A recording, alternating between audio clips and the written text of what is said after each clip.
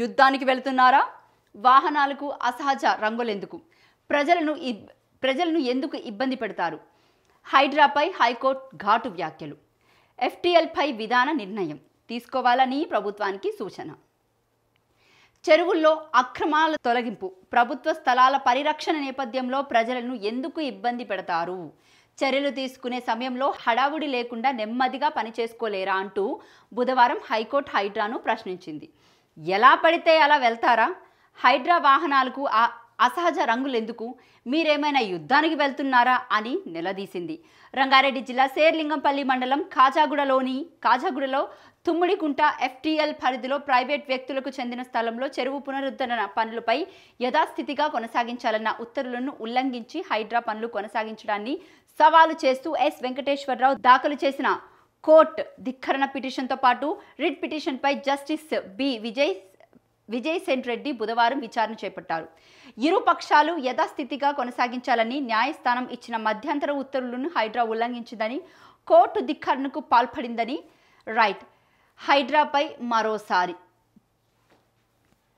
హైడ్రా వచ్చి ఇప్పటికీ ఒక సంవత్సరంన్నర అవుతుంది అనుకుంటాను. ప్రజలు హైడ్రాతో ఎంత ఇబ్బందులు పడ్డారో అందరికీ తెలిసిందే. మొదటి నుంచి హైకోర్టు హైడ్రా విషయంలో మొట్టికాయలు వేస్తానే ఉంది. ఇటు రంగనాథ్కి సంబంధించి దానికి సంబంధించి కూడా ఆయన్ని బెంగళూరు పంపించి అసలు ఏ విధమైన పనులు చేయాలి, ఎలా చేయాలి అని కూడా ప్రభుత్వం 1-2 సార్లు చెప్పినటువంటి అంశం కూడా కనిపించింది.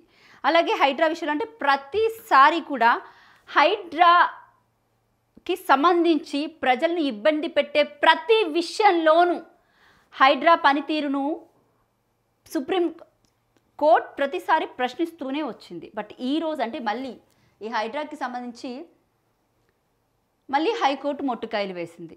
అంటే ఈ వాహనాలకి సంబంధించి వాటికి వేస్తున్నటువంటి కలర్స్కి సంబంధించి, దాని తర్వాత వాళ్ళు వెళ్ళే విధానం గురించి, అక్కడ ప్రజలు ఇబ్బంది పడుతున్న దాని గురించి, అంటే వాళ్ళకి నచ్చజెప్పి ఏ విధంగా అంటే బేసిక్గా బఫర్ జోన్లో కానీ ఎఫ్టీఎల్ పరిధిలో కానీ ఉన్నటువంటి ఇల్లు కానీ లేకపోతే అవన్నీ కూడా వాటికి పర్మిషన్స్ ఉన్నా లేకపోయినా కూడా ఆ గవర్నమెంట్ స్థలాలు కాపాడాలి అన్న ఉద్దేశం ఏదైతే ఉందో మంచి ప్రక్రియ. కానీ హైడ్రాని ఎవరు తప్పుపట్టరు.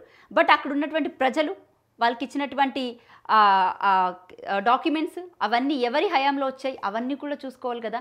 అంటే వేరే వాళ్ళ హయాంలో వస్తే ఒక తప్పు, వీళ్ళ హయాంలో వస్తే మంచి.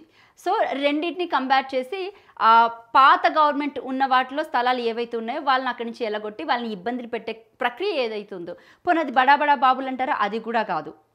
అంతా కూడా బాగా అంటే పేదవాళ్ళే. బాగా బలిసిన వాళ్ళని ఏదైనా చేస్తారంటే వాళ్ళ జోలికి కూడా పోదు హైడ్రా. ఇంకా మొత్తానికి ఆ కార్ల గురించి వీటి గురించి ఈరోజు న్యూస్ కూడా వేశారు. ఆ కలర్లు ఎందుకు, గవెందుకు, ఇవెందుకు అని చెప్పేసి.